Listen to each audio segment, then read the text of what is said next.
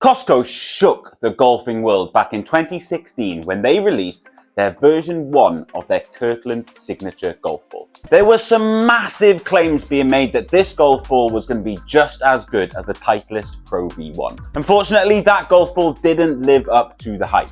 And quite frankly, neither did version 2 of the golf ball. It had way too much spin. That ball was turning us all into prime Phil Mickelson around the green, but off the tee, it was a shocker. But have Kirkland finally cracked the code with version 3 of their signature golf ball? That's what we're going to test today. Have Kirkland finally created a ball that can compete with the Pro V1? Let's get into it.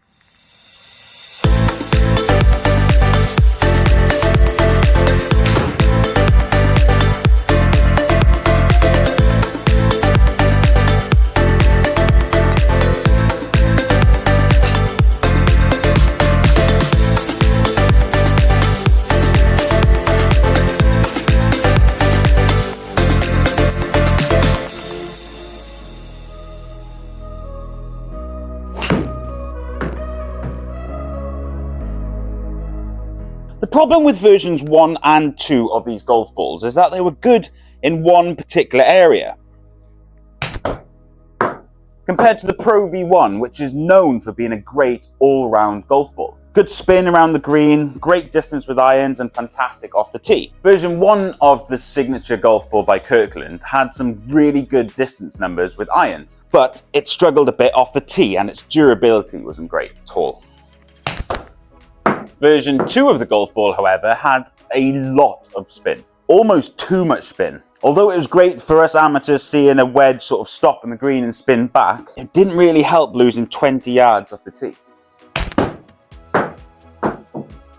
Well, I've been hitting this version 3 of the golf ball in the simulator now for a few days. I can tell you something, it's showing some really good signs of being a good golf ball. And I reckon it's got a chance of competing with the Pro V1, you know. I think Kirkland have learnt from the mistakes they made with the first 2 golf balls.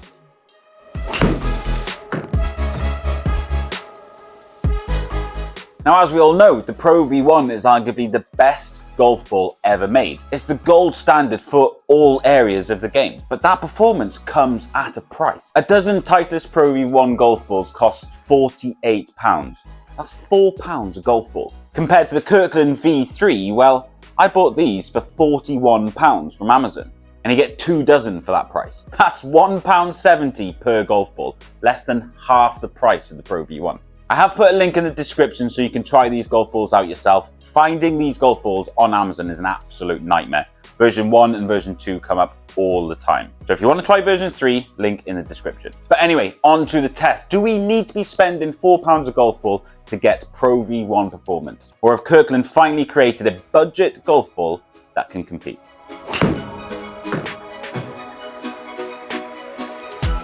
If you've seen any tests on my channel in the past, you'll know that I like to hit a lot of golf balls to gather my data. And today is going to be no different.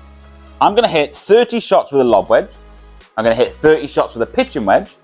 I'm going to hit 30 shots with a 7-iron, and finally I'm going to hit 30 shots with a driver. I want to test the performance of these golf balls throughout the whole bag. And don't worry, I'm not going to bore you with all the shots. So here's a little montage.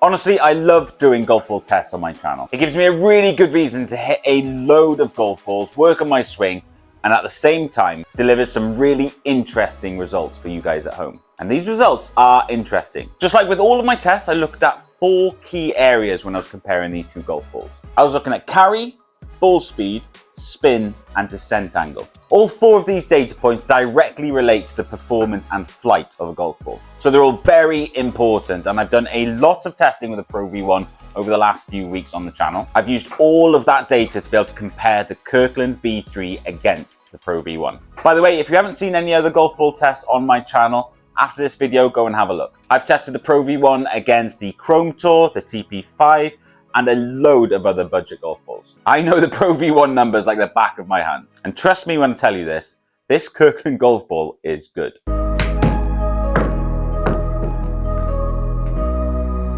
Now we're going to start with the lob wedge results. For this test, I was making sure I was swinging the golf club at an average 50 miles per hour. This basically means I was hitting a pitch shot with my lob wedge. Let's start with the Pro V1 results. So, carry, we've got 50.4 yards. Ball speed, we've got 52.3. Spin, we've got 5,816. And descent angle, we've got 39.3 degrees. Now, like I said, the Pro V1 is the gold standard for all areas of the golf game. You'd expect these results with any premium golf ball. And when you compare these results to the Kirkland, we've got a carry of 48.1 yards, ball speed of 51.0, spin of 5,718, and a descent angle of 39.7 degrees. Now, to be honest with you, 2 yards carry difference when we're hitting the ball this softly is quite a lot. But credit where credit's due, the spin and the descent angles are absolutely spot on. The stopping power of this golf ball compared to the Pro V1 is basically identical. Now, we have to remember, I am an average golfer, and there is a chance that I wasn't striking the Kirkland as well as I was the Pro V1. But that's why I hit so many golf balls in this test, to take out that average golfer variable. With that said though, I am a little bit concerned about the carry numbers with the Kirkland here, but to be fair, everything else is absolutely spot on.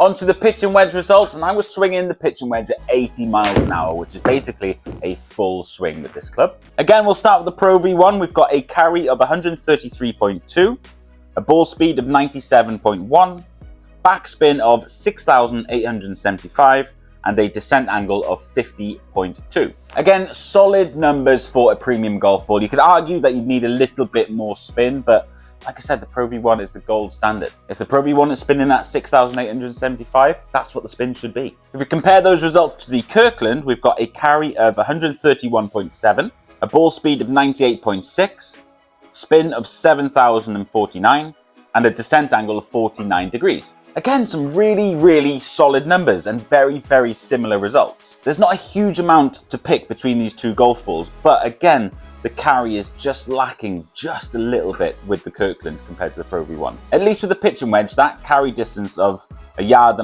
can be explained away because the spin is that little bit more with the Kirkland. Kinda getting V2 flashbacks with that result, but that's not too bad. With past versions of this golf ball, that spin number with a pitch and wedge was a lot higher. 7,000 is good, and the stopping power between the Kirkland and the Pro V1 is basically identical again. So bar a little bit of a loss in carry, the Kirkland's really performing well so far. However, like with all budget golf balls, the harder you hit them, the more their performance is questioned. On to the 7-iron results.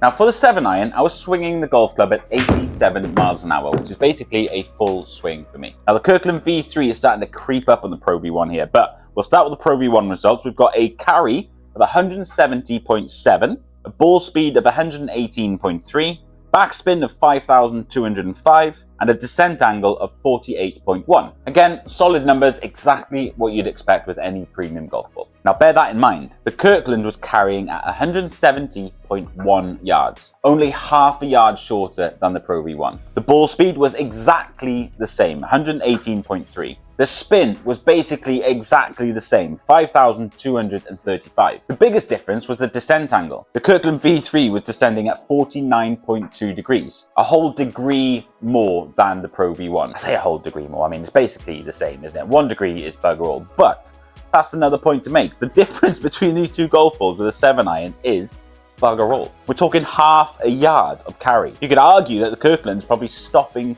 better than the Pro V1 as well. That's really intriguing because you've got to remember the Kirkland is more than half the price of the Pro V1. It took Kirkland a few goes at it, but I think they might have cracked the code here with version 3. Like I said earlier, this golf ball is really good.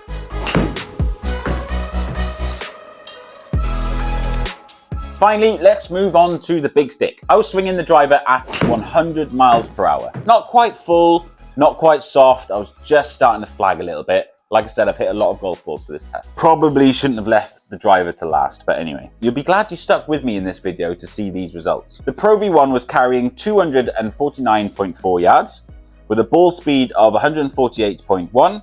Backspin was 2,301 with a descent angle of 41.3 degrees. To be honest with you, I'd like to see the golf ball sort of flying a little bit flatter, but I'm hitting the golf ball really high at the moment, so those numbers are pretty much exactly what I would expect. What I wasn't expecting is a budget golf ball competing so well with the Pro V1. The Kirkland was carrying at 249.9 yards, more than the Pro V1.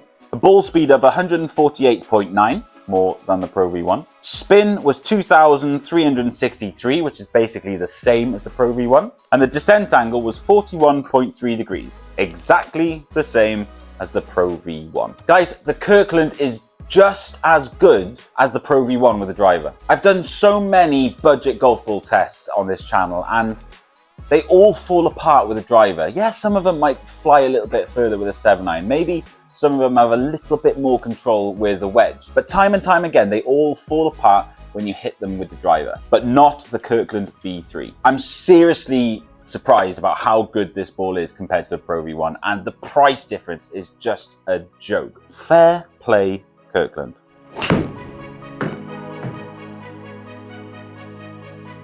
To be fair, Kirkland is a brand of Costco, and Costco is a massive, massive company. I can't imagine budget was a huge issue when they started designing and building golf balls. But let's be honest, their budget priorities are more towards great tasting value pizza and massive, massive TVs. With that said though, this golf ball is really, really good. It took them a few versions to live up to the expectations and the hype around this golf ball, but in my opinion, they have finally done it. Kirkland can finally say that they've created a golf ball just as good as the Pro V1. But as always, you should make up your own minds. Give these golf balls a go because they're seriously worth trying. There's a link in the description. Follow that link, it'll take you to Amazon. Buy these golf balls. I don't think you'll regret it. Guys, if you've made it this far, thank you so much for watching the whole video. Considering you made it this far, if you're not subscribed, hit that subscribe button. And if you've enjoyed this golf ball test video, there's loads more on the channel, so go and have a look. But for now, thanks again for watching, and I'll see you next week for a new video.